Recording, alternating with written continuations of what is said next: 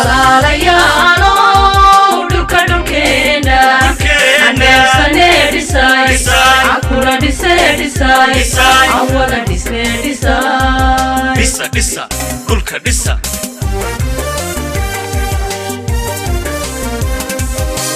walaalayaalo dhulka dhulkeena aneefsane dhisay akula dhisay awala dhisa waxaan salaamay madaxweynaha Soomaaliland Axmed Maxamed Maxamuud Siilaayo oo waxbarashada bilaash laga dhigay sida shucuurteeda aniga ka dooranay shucuurteedana way aad iyo aad bay u wacantay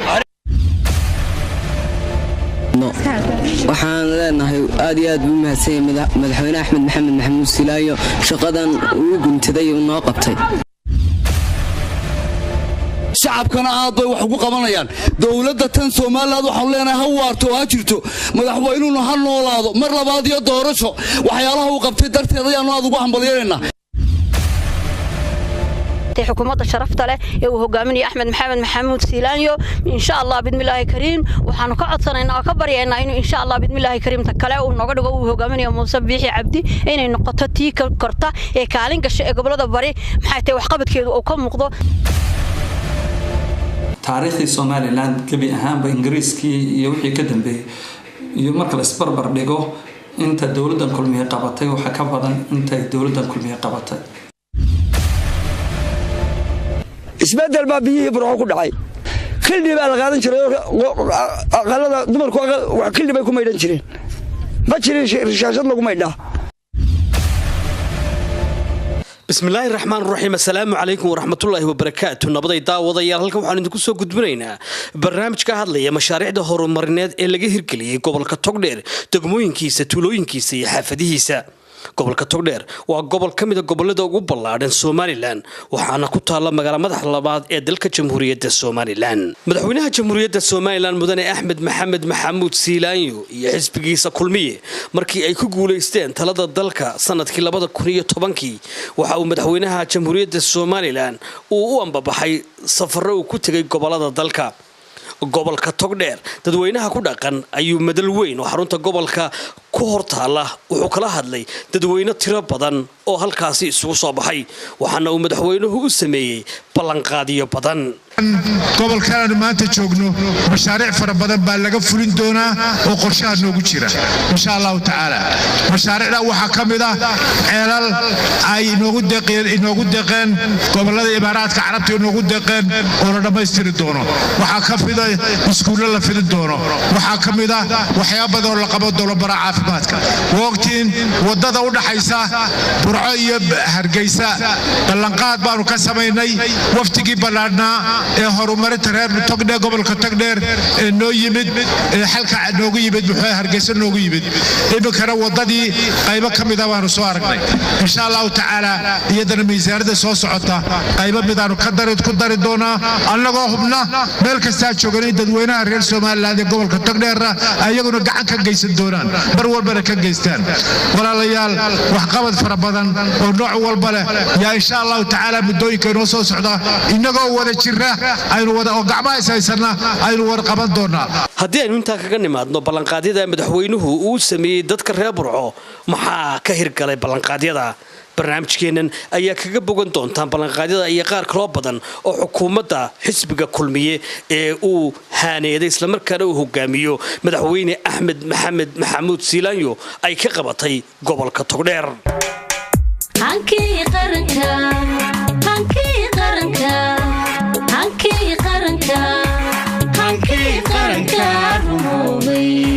gobolka Togdheer waxa uu ka kooban yahay 13 degmood oo ay ku jirto xarunta gobolka Togdheer ee Burco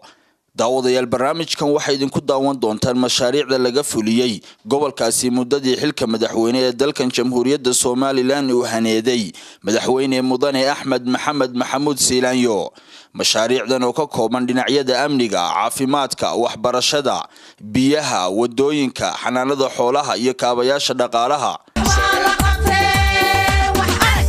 Bulshada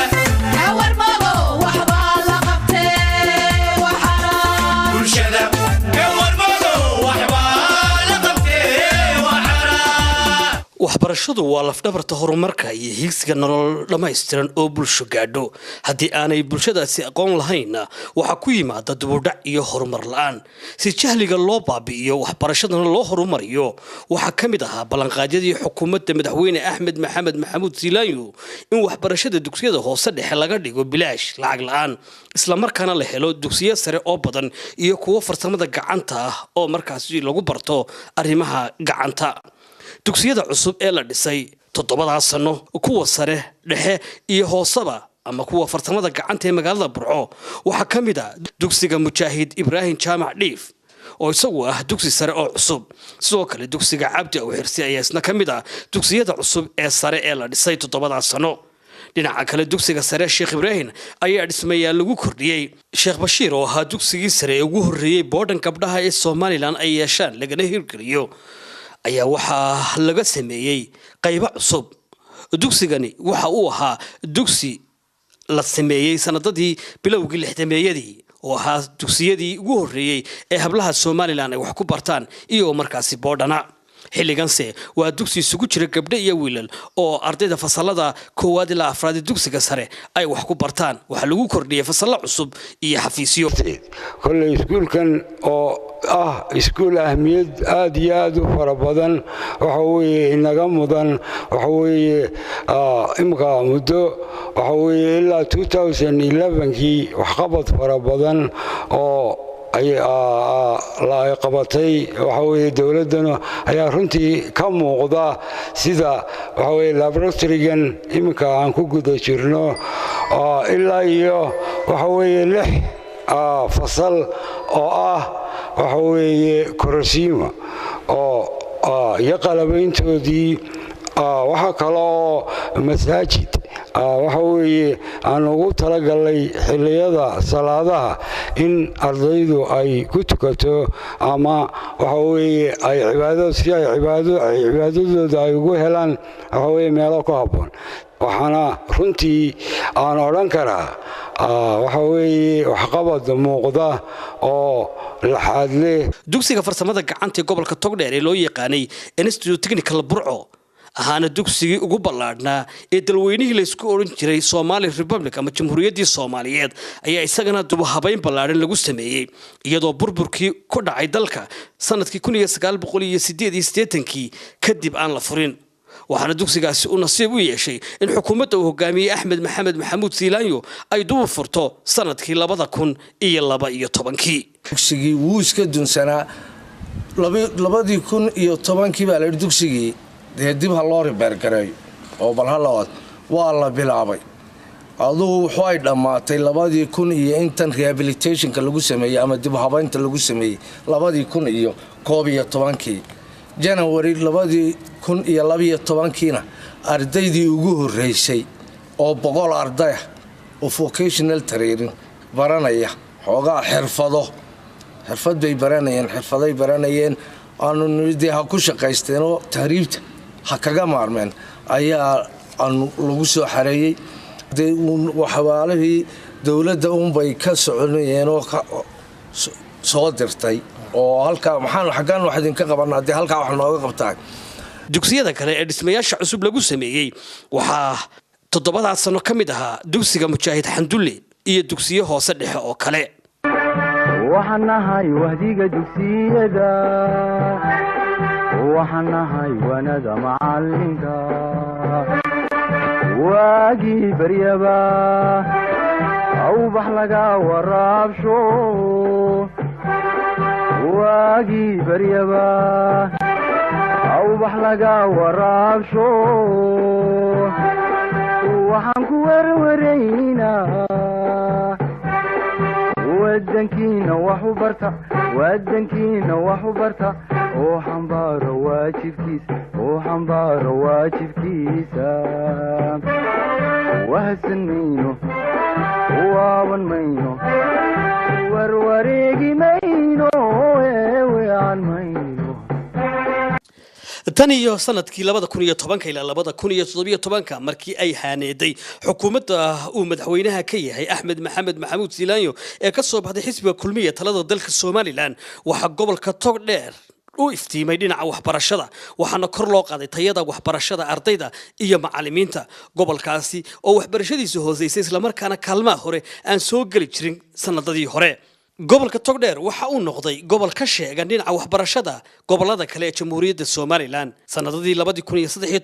2014 ardaydii ugu sareysay dugsiyada gaarka loo leeyahay iyo dugsiyada dawladda waxay ahaayeen gobolkaasi Togdheer dugsiga Dayaxa ee sare oo ah dugsi gaar ah oo gobolkaasi Togdheer ku yaala ayaa ahaa dugsigii ugu sareeyay sanadkii 2013 ee ardayda dugsiyada gaarka ah dugsiga Sheekh Ibrahim ee sare oo isna ahaa dugsi dawliya ayaa sanadka 2013 ahaa dugsiyada dawladda ugu sareeyay dugsiyada sare imtixaankii shahaadiga ahaa sanadkii 2014 sidoo kale dugsiga Sheekh Ibrahim wuxuu noqday dugsiyada dawladda ee dalka dugsigii ugu sareeyay ama ardaygii ugu sareeyay dalka dugsigu ka soo baxay sanadkii 2015 afartanka arday ee dalka ugu sareeyay waxa uu gobolka Togdheer u yeeshay 37 arday oo kamida ardayda dalka ugu sareysay afartanka arday iyadoo 29 kamid ay ahaayeen dugsiyada sare halka ay dugsiyada dhaxana ka ahaayeen 8 arday waxaana soo dhaweeyay oo arrimahaasi magaalada Burco gudaheeda kaga hadlay gudoomiyaha imtixaanaadka qaranka mudane Daawud Axmed Faarax iyo waliba gudoomiyaha waxbarashada ee gobolkaasi Togdheer Xasan Jaamac iyagoo ka hadlaya guulaha u soo hoyday gobolkaasi Togdheer sanadkaana waxa ay yiraahdeen waxaan kala maxad naqaynaa hadaan wasaaradda waxbarashada nahay 37 arday oo 29 tahay dugsiyada sare 8na ay tahay dugsiyada dhexe ee soo hooyay kaalmaha u sareeya dalka sanad dugsiyeedka aan tilmaamay waa rikoor cusub oo gobolku dhigay waxaan u soconay horta Burcayna noo hambalyeynay ardaydii kaalimaha gashay naga gudoona hambalyada horta markaan inta ka tago runtii waxa weeyii annaga qudhayada waxay noo tahay aad baan ugu farxnaa ardayda inay wareegtana guush oo kolba gobolka dadaalaa aw guusha qaato gobolka kale dadaalaan أنا عاو آد يا آد بارو فرحسن هاي ونسبوعك إيتهاي يا فرصة قالية إن كسر قيد برو مامورس كأرضي وقصر رسي دلك السومالي لان أولية قبله وهم بريانية وارد كون هم بريانية معلومات هم بريانية وزارة هم بريانية وحاسق قالوا هم بريانية داود أحمد فارح مضح امتحاناتك وهو هلا وتكسر قرن خوش وقبتي مرة هم بريو وين دعانا نريريا sanadkaasi 2015 waxa farxadda ardaydaasi gobolka Togdheer kala qayb galay gudoomiyaha xisbiga talada dalka haya kulmiye Mujaahid Muuse Biixi Cabdi ahna musharaxa xisbigaasi u tartamaya doorashooyinka soo socda waxaana uu ardayda gobolkaasi farxadda kala qayb qaatay kadib markay kaalmaha hore soo galeen waxaana uu qaybiyay shahaadooyinkii ay mutaysteen gobolka Togdheer ayaa mar walba waxbarashadiisa ama garaafka shaxdiisu ay kor u soo kacisay natiijada dugsiyada sare ee 2017 dugsiga Qoryaale ee Boordanka ee gobolkaasi Togdheer ayaa ardaydii dugsiyada dawladda ugu sareeyay wuxuu noqday dugsigaasi Qoryaale kaalinta labaadna waxa galay dugsiga degmada Qorolugud oo iyaduna kaalinta labaad ku jirtay oo isla gobolkaasi Togdheera fasalada 8aad ee dugsiyada dawladda waxa galay dugsiga Shanshacade oo isna kamid ah gobolkaasi Togdheer halka kaalinta shanaadna uu galay dugsiga Taalabuur oo gobolkaasi Togdheer kaalinta sadeedna waxa galay dugsiga Qoryaale ee hoose dhexe oo gobolkaasi Togdheer halka kaalinta sagaalaadna uu galay dugsiga Maxamed Ugaas oo gobolkaasi Togdheer waxaad garan kartaa graafka ama shaxda dugsiyadaasi ay ku socdaan in mar walba gobolka Togdheer uu kor u soo kacay waxbarashadiisa taana waxa suurta galiyay xukuumadda Axmed Maxamed Maxamuud Siilaanyo uu garwadeenka ka yahay ee ka soo baxday xisbiga kulmiye kadib markay gobolkaasi waxbarashada ay kor u soo qaaday jaamacadda Burco ayaa iyana wax badan 7 sano ay u soo kordheen xukuumaduna ay ka qabatay jaamacadda Burco dhinaca kale waxa ay dawladda Jamhuuriyadda Soomaaliland ee garwadeenka ka yahay mudane Axmed Maxamed Maxamuud Siilaanyo ee ka soo baxday xisbiga kulmiye ay siisay dhul ballaaran oo ka soo horjeeda jaamacaddaasi waxa jaamacaddaasi lagu qalabeeyay qalab kala duwan oo dhinaca kombiyuutarada iyo dhinaca caafimaadka waana markii ugu horeysay jaamacadda Burco ay yeelato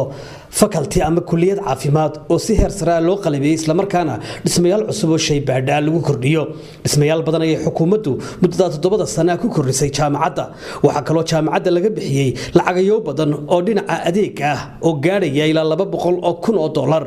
kulliyadda caafimaadka ayaa culayska weyn la saaray iyadoo loo sameeyay block weyn oo ka kooban 2 qaybood oo markaas ardaydu ay wax ku barato xafiisyo iyo waliba librariyo wax laga qabtay wadada isku xidha jaamacadda iyo magaalada waxaana dawladdu ay sameysay wada gaadhaysa 5 kiiloomitir oo ka imanaysa dhinaca magaalada kana soo bilaabanta bridge-ka ilaa iyo jaamacadda laga soo gaarayo jaamacadda oo koonaha magaalada dhinaca waqooyi galbeed ku taala ayaa waxa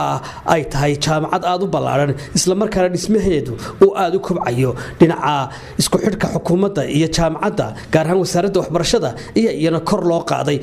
iyadoo ardayda jaamacaddaasi ka soo baxdaana ay shahaado rasmiya ka helaan dawladda dhexe marka la isku soo koobo muddada aadna weydiiseen ee 2010 ilaa 17 arrimaha aanu soo qaadnay iyo arrimo kale oo aanan tixi karayno yani mid walba aanu meel ku gufaynay baanu soo qabanay dawladda dhexena nagama taageero lahayn caafimaadka gobolka Togdheer guud ahaan waxaa laga fuliyay mashaariic aad u tiro badan oo isugu jirta cisbitaallo cusub xarumaha hooyada iyo dhallaanka iyo goobo caafimaad oo aad u tiro badan isuduwaha wasaaradda caafimaadka ee gobolka Togdheer Dr. Yusuf Dirar waxa uu sheegay in tan iyo xilligii gumaysiga ee Ingiriiska ay ka badan tahay dhinaca caafimaadka waxa ay xukuumadda uu hogaamiyo madaxweyne Axmed Maxamed Maxamuud Siilaan iyo 7 sanadood ay ka qabatay isagoo si guud isuduwahan wasaaradda caafimaadka ee gobolka Togdheerna uu taabtay in MCH-yada iyo cisbitaaladu ay guud ahaanba muujinayaan waxyaabaha qiimaha iyo qaayaha leh ee caafimaadka ay ka qabatay xukuumadani haddii aanu eegno caynaba waxa laga dhisay xarun caafimaad oo shaqeysa oo iyo cisbitaal shaqeeya labadaas oo laga dhisay burco waxa laga dhisayna 4 goobood oo caafimaad oo shaqeeya buuhoodle waxa laga dhisay 1 goob oo caafimaad oo shaqeysa oodweyne waxa laga dhisay iyadana 1 goob oo shaqeysa inta waxa soo raaca 14 goobood oo caafimaad oo laga dhisay gobolka Togdheer min Daadmareed buuhoodle burco iyo caynaba 14 goobood waxa weeyaan iminka insha Allah ismayaashu un baa dhamaaday oo diyaar sida daraadeed waxqabadka wasaaraddu ama dawladdu intii ay dawladdan kulmiye jirtay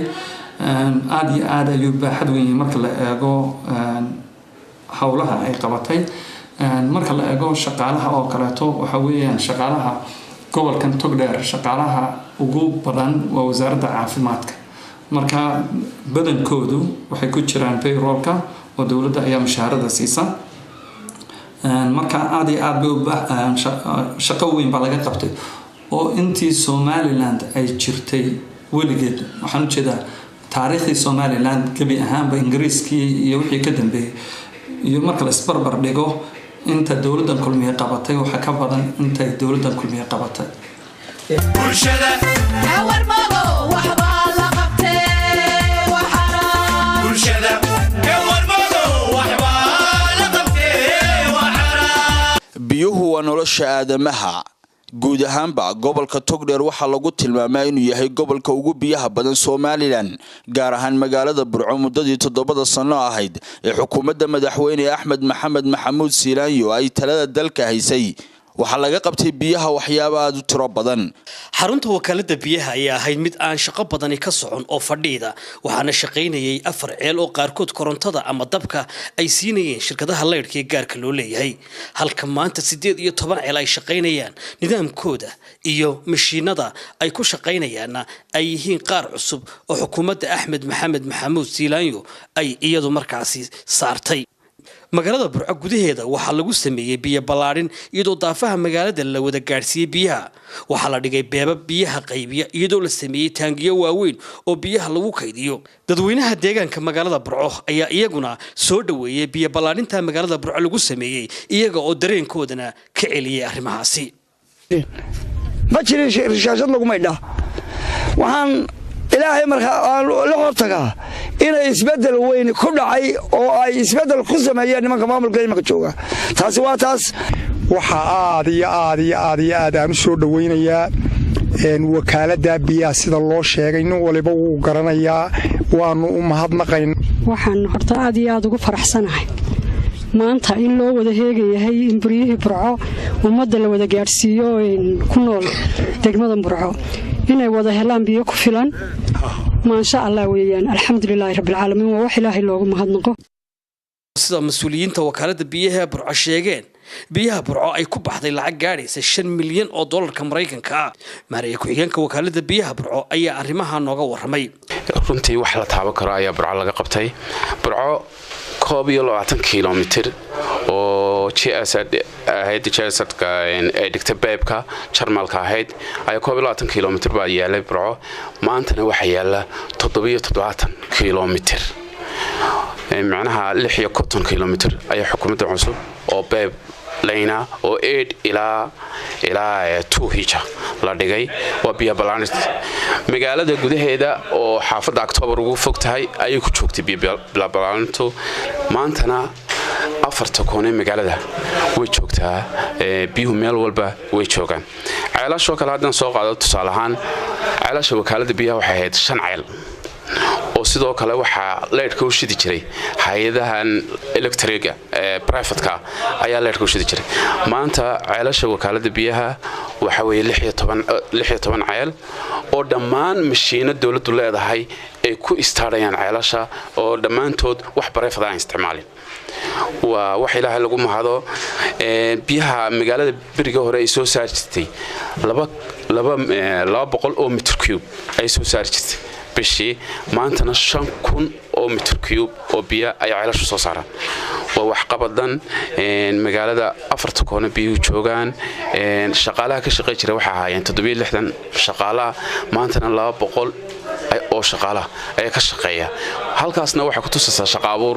in loo sameeyay bulshadii burco sidoo kale xafiiskan oo 27 la dhisay ayuu xafiisaha maanta xafiis kale leedahay wakaaladdu oo lagu shaqeynayo oo dhisan maanta oo xukuumaddu ka tagayso sidoo kale waxay lahayd afarta ceel dhulka ku yaala maanta waxay leedahay 16 ceel dhulka ku yaala oo wada deer leh oo wada masuushoodii iyo daarahooda qolal ku seexanayeen waashmaanadu leeyihiin ma sha Allah magaalada biyaha burco aad bay u balaadheen xukuumaddu wax la taaban kare ka qabatay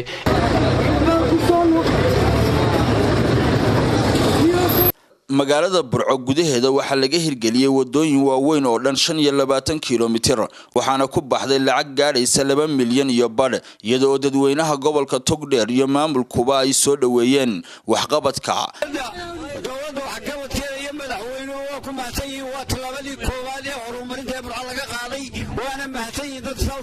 horumar weyn baa la sameeyay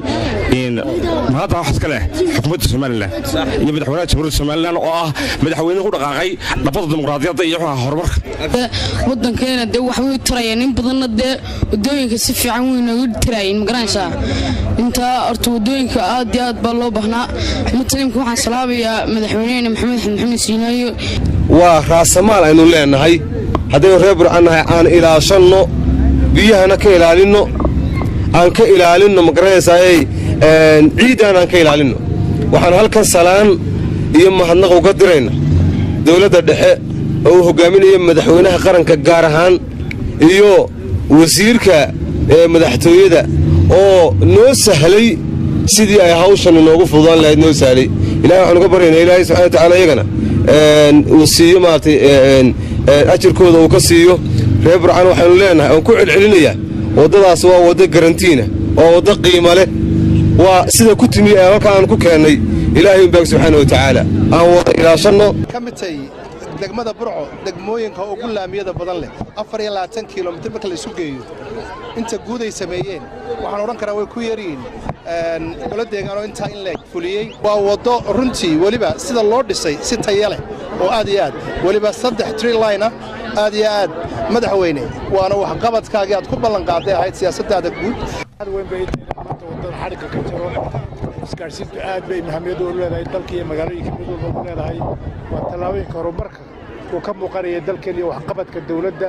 iyo qaranka iyo degmada iyo gobolka intuba ay tahay marka farxad weyn bay tahay inaan maanta ka qayb galo furitaanka wardada tan ahmiyadda weyn leh aad iyo aad baa u mahadsantihiin waana markii ugu horeysay ee muddo 40 sano laga joogo magaalada Burco laga sameeyo wadooyin iyo laamiyo dhaadheer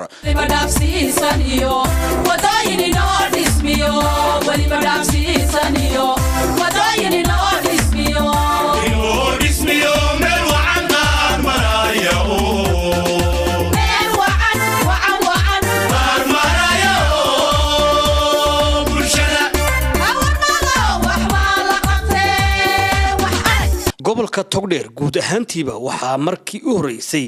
laga bedelay lacagta giimbaarta ee isugu jirtay 50 shilin iyo 100 shilin taasoo gobolada galbeedka Soomaaliland laga bedelay sanadadii 1994 dhamaadkiisii iyo 1995 balse gobolka Togdheer nasiib uma helin xilliga in laga bedelo 5 iyo 10 sano kadib ayaa xukuumadda uu hogaamiyay madaxweyne Axmed Maxamed Maxamuud Siilaayo ka bedeshay isagoo ay ku jirtay ballanqaadyadii madaxweynaha in lacagta laga bedelo gobolada bari gaar ahaan gobolka Togdheer 20 bilyan oo lacagtii giimbaartii shilinka Soomaaliga ayaa laga bedelay magaalada Burco iyadoo lagu bedelay lacag gaaraysa 10 bilyan oo shilinka Soomaaliland dadweynaha reer Burco ayaa aad u soo dhaweeyay arintaasi madaxweynaha kayay Axmed Maxamed Siilaayo maanta arintii xanuunka badan ee lagu haysay iyo dhibaatada faraha badan leh ee aynu wax badan ka shirgalay wax badan la ka gol tagnay wax badan la ka hadalay maanta hadii inoogu bushaareeyay gobolka Togdheer iyo wixii bari ka xigay inta la xiriidaba lacagta in laga bedelayo hadiyadeedina la inoo keenay aad iyo aad baan horta marka hore ugu faraxsanahay waxaan aad iyo aad ugu amaanaynaa oo iyagana aanu u mahad celinaynaa dawladda Soomaaliland talabadan ay qaaday oo aad iyo aad talaba muhiim u ah wadanka iyo ummadda wax weyn ugu fadhida reer Burcana uga dhigan badbaadin laana imika waxay maraysaa lacagtii giimbaartu heer marka saa loo kala furo ay saa u qubato oo qofkii 10 ku raasay laga yaabo hadii la furfuro inay marka ay lix u soo hadho wixii kale uu khasaaro furfurida darteed meel aad iyo aad u xunay maraysay marka aad iyo aad baan dawladana ugu mahadnaqaynaa aad iyo aad ugu faraxsanahay soo dhaweynaa madaxweynaha iyo gudoomiyaha banka iyo wasiirada iyo wafdiga dawladda Soomaaliya waa soo dhaweynaa lacagta ay laga bedelayaan loo waanu ku faraxnaa boqolkiiba boqol baa lagu faraxnaa dadku waa muftarix laakiin loo kala baxayo bur iyo bahal Somaliland kullu Somaliland noqonayo wixii wax kala watana wax kala noqonayo hadaanu ma uqaashi dalka dawladana waanu ku taageersanay lacagta ay bedelayso maxamuud axmed Siilaayo iyo cidii kale ee hawladana arintan ka geysatay gacan intaba waanu ku hambalyeeynaa madaxweynaha Maxamed Axmed Maxamuud Siilaayo wuxuu suura galiyay balaqaadkiisii bay kamid ahayd hadii aanu hawlkarnimadiisa iyo directiveskiisa aanay meesha maraynin taas mid suura gali lahayd mid suura gashay ma noqoteen waxa la yahay lacagtii banka hay waa dhamaatay ayaga Soomaaliya shilinkiiskii ee giimbaarta waa dhamaatay lacagta maanta la idin keenay oo ahayd lacagtii ugu horeysay ay dawladdu soo taabacdo waxa lagu furay Burco inkii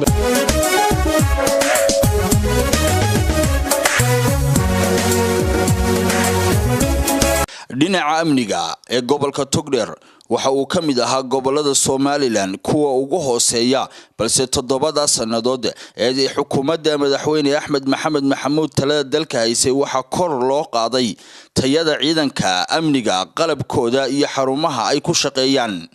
waxa lagu kordhiyay magaalada Burco saldhigyo cusub iyada oo rugaha booliiska ee guud ahaanba magaaladaasi wax weyn laga qabtay isla markaana la qalabeeyay dhanka xafiisyada iyo dhanka ciidankana la tayeeyay gabay adraawi baa ninka caawa loo dadab galo maqal dabuubtayda diktoorkan u maamaayo hadalku yuu daadan halkan lagu dhiib dhismo cusub iyo qalab iyo ciidankiisii oo tababaran waxaa la rabaa inaad cadaalad ugu shaqayso bulshada inaad ilaalisaan qalabka iyo gaadiidka iyo warskaasiinta laydin dhiibay anigu waxaan ahaa sarkaal Togdheer nin ka dalacay baan oo burcay dalacsiisay burcaan ka dalacay jeelka weyn ee magaalada Burco oo la dhisay sanadkii 1953 ayna dhistay dawladda Ingiriiska isla markaana aan waxba lagu kordhin 60 sano waxaa lagu guuleystay in la dhiso jeel cusub oo magaalada Burco ay yeelato dhismihiisuna uu xilligan socdo iyadoo jeelka hore uu u qaadi jiray maxaabiis aan ka badnayn 200 oo maxbuus dhinaca kalena gobolada bariga Soomaaliland oo dhan ayuu xabsi u yahay waxaana sidaynu hore u sheegnay taasi ay keentay baahida loo qabay in la dhiso jeel cusub kaas oo ay ku baxayso 2 milyan iyo badh lacag ka badan jeelka cusub ee xilligan laga wado gudaha magaalada Burco ayaa gabagaba ku dhow isuduwaha wasaaradda cadaaladda ee gobolka Togdheer ayaa murahaasi nooga warramay gobolka Togdheer gaar ahaan qaybta cadaaladda waxa ka hirgalay mudaxileeda xabsiga Burco oo markii hore ahaa xabsi daaweyn dadkana aan ku filayn in ay xukuumaddu u dhisto xabsi cusub oo aan ahayn kii hore oo la ribeergareeyay laakiin mid cusub ah oo hadda gacanta lagu hayo waxa uu ku dhow yahay dhamaad dhismihiisu in yar ayaa hadhay isagana guud ahaan hadii aan waxoogaa hordhaca ama tilmaana ka bixiyo dhulka uu ku fadhiyaa bedkiisu waxa weeye dhinaca waa 80 mitir dhinacna waa 90 mitir square-kiisu dhismaha loogu talagalay in dhexdiisa laga dhiso waxa weeye 7 baloog oo baloogiiba uu yahay 2 dabaq baloog waxa si gaar ah u leh dumarka gaar baan u xiran yahay dhismihiisu waxa gudihiisa loogu talagalay inay dumarka maxaabiista ay ka helaan dhammaan adeegii ay u baahnaayeen haday tahay caafimaad haday tahay meel waxbarasho haday tahay meel farsamo kamceed haday tahay muqsullo haday tahay maxay hayto meelo nasasho intaba waa loogu talagalay sidoo kale baro kamid ah wuxuu gaar u yahay caruurta oo waxa loogu talagalay dhaqan celin isaguna wuxuu leeyahay dhammaan adeegay u baahnaayeen caruurta yar yar meelihii loogu talagalay haday tahay meel ciyaarta haday tahay meel caafimaad haday ay tahay maxay hayto meelo nasasho iyo meelo waxbarasho intaba waana mid gaar uga xidhan isaguna dhammaan maxaabiista kale waxa kale oo baro kamid ah uu noqon doona qaybtii maamulka iyo ay fadhiisanaysay madaxdu iyo saraakiisha iyo shaqaalaha howlwadeennada ay fadhiisan lahaayeen isaguna dabaqa afarta kale waxa loogu talagalay maxaabiista rag ah ee aan caruur hayn ee waaweyn baa loogu talagalay iyagoo u sii qaybsami doona qaababkii loogu talagalay rumaanku meel yeelan doono xabsi dheeruhu meel yeelan doono dilkuna meel yeelan doono waxa markii horeysay la xidhay seeraha aroori oo ahaan jiray mid xilliga abaaraha xooluhu ku baxsadaan oo muddo 30 sano gaadhaysa dayacnaa qaybo dhulkiisa ka mid ahna la qaatay iyadoo xilligan uu soo noqday haybadii iyo bilicdii seeruhu isla markaana xooluhu ay heli doonaan meel ay daaqaan waxaana dhinac socday dhaamam waaweyn oo seeraha laga dhex qoday xoolahaas la socoteen waa lafdhabarkeena dhaqaalaha Soomaaliland in la daryeelana waa waajib in oo saaran weyn xukuumadahan gaar noo saaran waxaan ku faraxsanahay maanta inaan dhagax dhigno ama aan soo furno qaybtii dawladdu ay maalgelisay ee ahayd in dhismayaasha la dayactiro iyo intii 10 kiiloomitir oo horeeya imka siligan garab joogno ama deyrkii lagu wareejinayay meesha lagu ilaalinayo maanta xoolaha inaan maanta dhagax dhigno aad iyo runtii ugu faraxsanahay waana himilada iyada ka dawlad ahaan in adeegyada la xoojiyo waalidii aad baan ugu mahadsan wasiirka iyo hay'adaha ka howlgalana aad iyo aad ugu mahadsan yihiin waana markii koowaad mashruucan waxa ku baxay lacag gaadhaysa 2 milyan oo dollarka Mareykanka sida uu isuduwaha wasaaradda xanaanada xoolaha ee gobolka Togdheer Dr. Cabdi Muuse Jaamac Cabdi Hindi uu ka warramay isla markaana uu sheegay faa'iidada seerahani uu u leeyahay gobolka Togdheer runtii dadkeena reer guraaga uma bisleen mashaariicda noocan oo kala ah dhulka deegaankii oo yaraaday awgeed way adag tahay oo si loogu sharaxo wax qabadkoodii wax yaani wax tarku u leeyahay laakiin wuxuu u kordhinayaa waqtiyada waynu ogeeyno waqti adag oo abaar ay nagu dhacay waqtiga abaarta marka la xidho seeraha ee cagtu joogsato waxa jira siidkii baa soo baxaya mid lagu beeray baa jira oo soo baxaya isna runtii waxaa soo noqonaya nabaadkii iyo calafkii xoolaha oo qaybna kayd u noqon doonto waxna la daaqi doono oo yacni lagu baxsan doono waqtiga abaaraha ee xunxun oo kale ilaahay naguma keenay sidii waqtigii dhaweyd nagu timi oo kale wuxuu soo kordhinayaa deegaankii dadkii fogaa inuu magaalada ku soo kordhiyo caanihii iyo xoolihii iyo wixii dee calafkii productionkoodii oo dhan in magaaladu hesho oo magaaladu loo helo caano joogta ah oo bermana runtii marka deegaanka la furo ee dadka soo galaan ee ay soo dhowaadaan runtii waxaa laga helayaa in xoolihii deegaanada fogfog ama meelaha badbadan ee baadka u doonanayay inay deegaankan ku soo ururaan oo ay caanahoodii cadkoodii iyo calafkoodiiba si dhow dadkii u helo manafacta cawskaasu noocu doonaba ha ahaadee marka ay jiraan bacadkaasay kaga tagaan dabeedna faa'iidadii ama nafaqadii ku jirta cawsku xataa haddii uu fiicnaan lahaa waxaa disha dabaysha roobka bacadka siigada cayayaanka wax waliba way gelayaan dabeedna cawskaas wuu dhimanaya nafaqa ahaan wuu dhimanayaa muuqaal ahaan nooc kasta sidaa darteed si aanu taa uga taxadarro oo loo helo caws le nafaqadiisii oo udgoonkiisii xooluhu markay halkaa ka arkaan ay ku soo qabaamaan sida biyaha oo ay urta soo raacaan si loo helo waxaanu samaynay marka cawskii la jaro wuxuu oolayaa 2 maalmood bacadka si looga saaro biyaha otherwise haddii kale wuu qurmayaa haddii isagoo qoyan la xidho marka la qallajiyo ee biyaha badankooda laga saaro waa sidaa aragtaan baa loo beergaranayaa waa la xidhxidhaya dabeedna istoorkaa weyne aa aragtaan ayaan ku istoor garaynana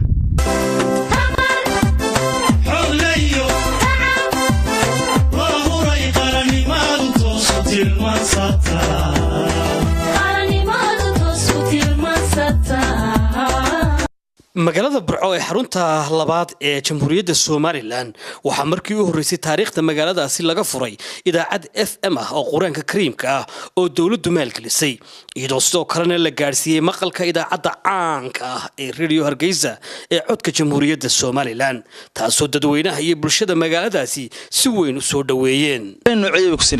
wallaahi aniga dareen aad u weyn bay siinaysaa marka ugu horreysa waxaan u mahadnaqayaa madaxweynaha jamhuuriyadda somalilan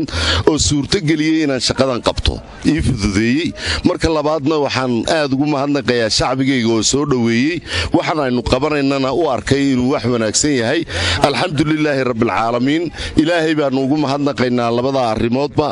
mahadnaqaana ilaahay baa iskale waxaanan shacbiga leeyahay waxa ay xukuumaddu qabanayso wanaagga ah ee aa arkaysaan 7 qof oo yaro jahawareersanay yay idin dhaafinin ama buuqooda ha ku dhagabarjoobine buuqooda iska daaya saxaafaddana mar kale waxaan ugu yeedhayaa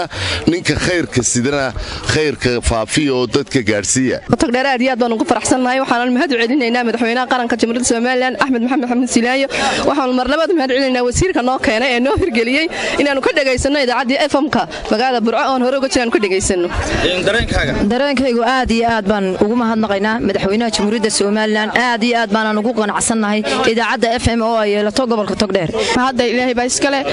marka labaad waxaan u mahadnaqayaa madaxweynaha jamhuuriyadda Soomaaliland aad baad u mahadsantaan leen aad baan u soo dhaweynaa haddaan bulshadii gobolka togdheernahay oon ku faraxsanahay alxamdulilah waana maasha Allah magaalada Burco waxaa loo dhisay kawaan casri ah oo cusub oo ay ku baxayso dhaqaale gaaraya 2 milyan iyo $1 Mareykanka ah iyadoo kawaankii gowraca xoolaha ee hore uu ahaa mid gaboobay oo caafimaadka fayadhowrka iyo hilibka lagu qalaba aan haba yaraatee cid ilaalisa aanay jirin si loo dhowro tayada hilibka dadkuna ay u helaan hilib lagu soo qalay xarun nadiif ah oo u cuntanta caafimaadka xukuumadda uu garwadeenka ka yahay madaxweyne Axmed Maxamed Maxamuud Silaayo waxay culays ka saartay in Burco ay yeelato kawaan casri ah oo la jaan qaada kawaanada dunida ee hilbaha lagu qalo waxaana uu kani ka jawaabayaa baahidaasi ballaaran ee ka soo yeedhay guud ahaanba ummadda ku dhaqan gobolkaasi togdheer ee u qabeen inay helaan hilib nadiif ah mashruucaasi kawaanka hilibka ee casriga ah ee laga furay magaalada Burco waxaa xadhiga ka jaray madaxweyne ku-xigeenka dalkan jamhuuriyadda Soomaaliland mudane Cabdiraxmaan Cabdilaahi Ismaaciil Saylici xiridiga Soomaaliland horaa boorama looga soo dhisay hargeysa waa uu leeyahay ka waa fiican kii ugu casrisanaa ama ugu qiimo badnaana waa kan maanta Burco afuri doona insha Allah waxa loo socdaa markaasi si loo tayeeyo hilibkii iyo caanihiiba oo cunto nadiifa loo helo waa aasaaska adeegyadii aan haddaan xukuumadda kulmina ku ballan qaadnay waxaana mar walba dhiirigelinaynaa cid kastoo wax nagala qabanaysa horumarkaasi lagu hirgelinayo adeega asaasiga sida waxbarashada caafimaadka biyaha waxoo dhana waxaan leeyahay reer Burco wax badan baa la inii qabtay bulshada warmabo waxba la qabtay bulshada warmabo waxba la qabtay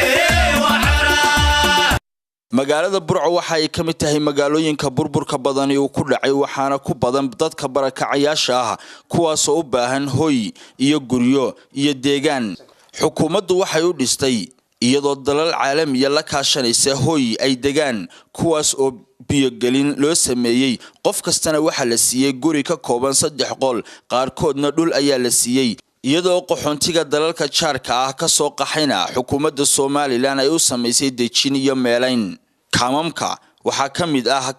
dadkaasi la dejiyay Aadan Saleeban Koosar Ali Xuseen iyo xaafadda Samiriye Iimaan oo ilaa in ka badan 260 guri guud ahaanba ay dawladda Soomaaliland ka dhistay waa 265 guri maaha guryihii yaryaraayade jiingadaha ee maqsinka ah waa guryaha Burco ay dadka lacagta haysta ku jiraan oo kale way waa 3 maqsin oo bulukeed waxaan ku celceliyay suuligoodii iyo jikadoodii macaaridkow la yimaada waxa wax ka badan inaad qabanaysaan oo caasiga iska daaya inkastoo gobolka Togdheer dadkiisu ay u badan yihiin xoolo dhaqato haddana xukuumadani markii ay timi waxay culays ka saartay in kor loo qaado wax soo saarka gobolka gaar ahaan degmada Burco maadaama gobolku leeyahay deegaamo beeraha iyo wax soo saarka ku fiican gaar ahaan deegaanka beer magaalada beer ayaa si weyn wax looga qabtay iyadoo kanaalka weyn ee xilligii Ingiriiska ay dhistay dawladii boqortooyada Ingiriisku 1952 dib loo hawlgeliyay casriyeyn iyo biyo xidhino dheeraadana lagu daray kaasoo ay ku baxday lacag ka badan 1 milyan iyo badh iyadoo dugsiga barashada culunta beeraha ee deegaanka beerna halkaasi laga dhisay isuduwaha gobolka Togdheer ee wasaaradda beeraha ee gobolkaasi Maxamed Cabdi Gurey ayaa ka waramay tirada beeralayda iyo quudka beerahaasi soo saaraan wax badan baa la qabtay waxa kamid ah halkaan joogno wasaaradda beeraha gobolka Togdheer Burco wasaaradda iyada deekeedu 400 mitir wuu banaana 400 mitir ba dawladda dhistay 400 mitir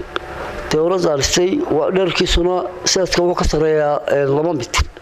iyo geedkii waa ka soo gashay oo arkaysaan waxa kaloo la qabtay halkaan dhismaha ka dhisanee saadaasha hawada ka hortigida cunto yarida yana intaas la sameeyay oo dee laga qoro inta roobku millimeter uu yahay daay qabowga iyo kulka waa garanaysan dhismaha iyaga saddexaad qol halkaan dib habeen baa lagu sameeyay xafiiska kuraasi loo xabaan ku fadhiisan jirno dee waa la qalabeeyay taasi waa wasaaradda xagga shaqaalaha dadreer baan hayno shaqaale badan baa joogo 20 baa mushaar qaata saddexna waa voluntary wasaaradda magacowday waa aqoon-yahanadii jaamacadaha ka soo baxay master bay leeyihiin diploma bay leeyihiin kuwii hore leeyihiin tira shaqaaluna waa ka oodweyn la jooga halkan 14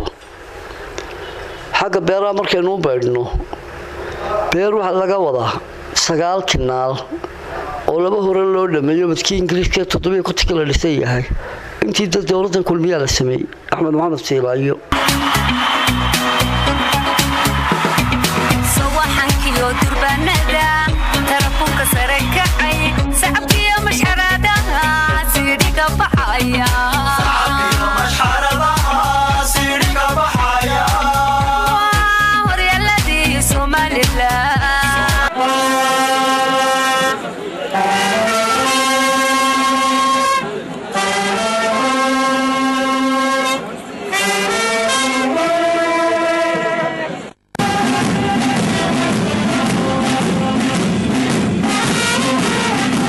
waxaa sanadkii 2011 markii ugu horeysay magaalada Burco lagu qabtay ciyaarihii gobolada Soomaaliland taas oo looga gol lahaa isdhexgalka bulshada iyo in meel ka baxsan caasimadda ay martigelin karto gobolada dalka oo dhan isla markaana laga heli karo garoomo lagu ciyaaro tartamada kala duwan ee ciyaaraha waxaana furay madaxweyne ku-xigeenka dalka Jamhuuriyadda Soomaaliland Mudane Cabdiraxmaan Cabdilaahi Ismaaciil Saylici iyada oo munaasabadii xidhitaanka koobkaasi gobolada ee Soomaaliland uu ka soo qayb galay madaxweynaha Jamhuuriyadda Soomaaliland koobkaasi waxa ku guuleystay gobolka Maroodijeex ee caasimadda Hargeysa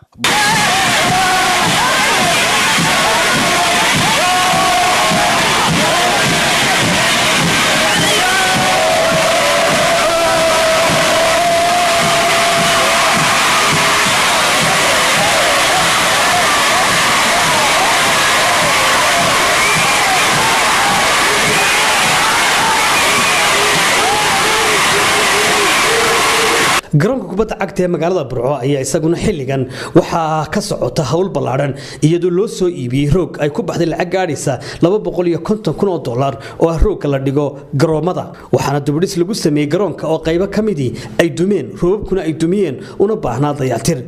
Burco waxa laga hirgeliyay naadiyo dhalinyaro kuwaas oo dhinaca akhriska dhaqanka iyo qoraalka ka horumaray dhiirigelinta dhalinyarada xukuumadda Soomaaliland ee uu garwadeenka ka yahay madaxweyne Axmed Maxamed Maxamuud Siilaanyo waxa ay ka geysatay xarumo ay isugu yimaadaan xafiisyo iyo hoy ay ku diyaar garoobaan kaydkoodana dhigtaan magaalada Burco bulshada ku nool waxay muddo badan ku riyoonaysay inay helaan garoon diyaaradeed oo leh runway ama goobta ay diyaaraduhu ka haadaan soona caga dhigtaan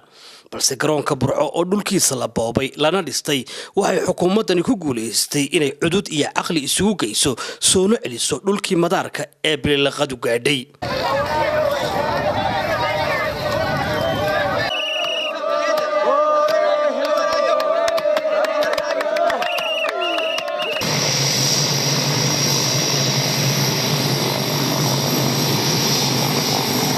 waxaana maanta socota shaqadii madaarka waxa garoonka loo xidhay dhul ballaaran iyadoo 7 sanaba dhismaha uu ragaadiyay sidii xuduudihiisa loo sugi lahaa dadkii deganaa oo dubdajin loo sameeyay wasiirkii duulista hawada ee xilligaasi ku guuleystay inuu gacanta dawladda ku soo celiyo dhulka madaarka Mudane Maxamuud Xaashi Cabdi oo maanta ah wasiirka madaxtooyada garwadeenna ka ahaa dubudhiska iyo soo celinta dhulka gacan ka helayay maamulka gobolka iyo waxgaradka iyo odayaasha deegaanka ayaa xilliga ka hadlay qiimaha uu garoonka magaalada Burco u leeyahay guud ahaanba gobolka Togdheer iyo gobolada bari waxaanu dhagax dhigaynaa dhismihii madaarka Burco oo ayaynu maanta dhagax dhigaynaa oo ka koobnaan doona 4 marxaladood kala duwan hadii alla ka dhigo qaybta hore waxa weeyaan in madaarka lagu sameeyo xayndaab iyo dayr oo xuduudiisa iyo soohdimiisa la sugo meel aan soohdinteedu sugnayn cidina wax kama qabato qaybta labaad in runwayga la kabiso clearance lagu sameeyo wajiga saddexaad wuxuu noqon doonaa in terminaalka wax laga qabto wajiga afraad wuxuu noqon doonaa in dhabbada dayuuradeed oo sibira la sameeyo afarta marxaladood baynu guntanaynaa waxa weeyaan wixii ragu kaco rabbina aqbalo way rumoobaa badan baa meel maro waagi rajadaha barye bulshada gawar mogo waxba la qabtee wax arag bulshada gawar mogo waxba la qabtee wax arag bulshada gawar mogo waxba la qabtee wax arag garoonka diyaaradaha magaalada Burco oo la doonayo inuu noqdo garoon isku xidha gobolada bariga iyo galbeedka Soomaaliland ayaa xilligan hawlo la xadli ka socdaan buuxin iyo dhulka inta u hadhay oo 2 kiiloomitir iyo in la buuxiyo sibirka la saaraa baa arkaysaana horta wuxuu soo korin karaa sideedaba waa deked ciraad waa deked dakhli buu soo korin karaa hawl yaraan buu soo korin karaa dadka gobolada bari ama reer Burco Hargeysa iyo Djibouti iyo meel dhaadheer intay soo maraan toos bay intay dhulkooda uga yimaadaan halkan iman karaa dakhli baa mushtar buu soo korin karaa waa la garan karaa meel airport liya meel aan lahayn haweenku waa lafdhabarta dalka waana qaybta ugu badan ee bulshada gobolka Togdheerna waxay ku astaysan yihiin horumarka iyo horu socodka haweenka gobolka Togdheer waxay xukuumaddu u qabatay mashaariic badan iyadoo ururka haweenka now uu mashaariicda gacanta ku hayay haweenkana uu qaarkood fuliyay mashaariicda kale iyo xarumaha kale ee la dhisay ee gobolka Togdheer ay xukuumaddu ka dhistay 7 sano waxa kamid ah xarunta madaxtooyada oo ah guri fiila oo markaasi 2 dabaqa madaxweynaha Soomaaliland Axmed Maxamed Maxamuud Siilaanyo ayaa bishii March ee sanadkaasi 2014 waxa uu safar ku yimi magaalada Burco mashaariic dhowr ah ayuu madaxweynuhu xariga ka jaray waxaana kamid ahaa aqalka madaxtooyada Burco ay dawladdu maalgelisay gaar ahaan wasaaradda madaxtooyada Soomaaliland madaxweynaha oo habeenkaasi gurigaasi seexday ayaa ka dareen celiyay jawigii habeenkaasi oo muddo badan laga shaqeynayay waxaan u baahnay maanta aan aragno inuu wax weyn oo qiimo qaali inuu yahay aad iyo aad u si wanaagsan oo raaxo leh u saxnay xalayta wasaaradda cadaaladda oo iyana loo dhisay dhismayaal ka kooban 4 qol iyo xafiisyo xeerarlinta gobolka oo iyana loo dhisay dhismo aad qurux badan wasaaradda qorsheynta qaranka oo loo dhisay guri weyn oo ka kooban 6 qol iyo hoolalkooda wasaaradda macdanta iyo tamarta oo iyana loo dhisay dhismo aad u qurux badan oo ballaaran wasaaradda shaqada iyo arrimaha bulshada oo iyana guri weyn loo dhisay isla markaana loo qalabeeyay dhamaantoodba wasaaradahaasi xarunta neerad ama ka hortagga masiibooyinka ayaa guri weyn looga dhisay magaalada Burco wasaaradda xanaanada xoolaha ayaa dib u dhis ballaaran lagu sameeyay wakaaladda biyaha magaalada Burco ayaa iyana dhismaheedii hore waxa lagu kordhiyay dhismo cusub oo dhinaca ku haya oo ka kooban 6 xafiis iyo qaybo barxada oo kala duwan wasaaradda hawlaha guud oo tan iyo sanadkii 1953 gurigii loo dhisay ku jirtay waxa xukuumadda Axmed Maxamed Maxamuud Siilaanyo uu hogaamiyo ee ka soo baxday xisbiga kulmiye ay ku guuleysatay in ay sanadadan dambe ka dhisto guri 2 dabaqa oo ay wasaaraddaasi ku shaqeyso iyadoo laga raray dad gaaraya ilaa iyo 50 qoys oo dhul la siiyay guriyada markaasi loo dhisay taasina waxay sahashay in xaruntii hawlaha guud iyo guriyeynta iyo gaadiidka ee magaalada Burco ay noqoto xarun gacanta dawladda ku soo noqoto gudoomiyaha gobolka Togdheer mudane Maxamuud Saleeman Ramaaha oo sharaxaya waxyaabaha gobolka guud ahaan Burco waa meel biyele oo Ilaahay biyo ku banaystay oo ka warhaysa Burco daafaheeda oo dhan in biyuhu ku wada jiraan oo runtii aad iyo aad u muhiim ah oo wax badan ina taray xilligii abaartii ayaan aad u xusuustaa lacagtii laga bedelay ayaa iyaduna runtii aad iyo aad muhiim u ahayd oo wax qabadka ugu waaweyn ee la taaban kara gobolka ka muuqda wasaaradaha oo dhisay xarumahoodii oo runtii dayacnaa ama baaba'sanaa baan hore uga jirin mashruuca ballaaran ee seeraha oo runtii aad iyo aad muhiim u ah oo kharash badanina uu galay aadaan ugu mahadnaqayo xukuumadda iyo dadweynuhuba siday u qaateen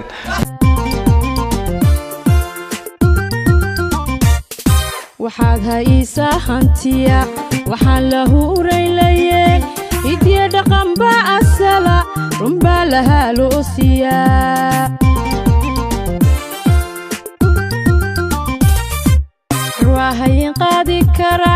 il waxaa lalahaybiya caneedka ninkii yaqaan ruwahayin qaadi kara il waxaa lalahaybiya caneedka ninkii yaqaan waxay hawraari tidhi silaanya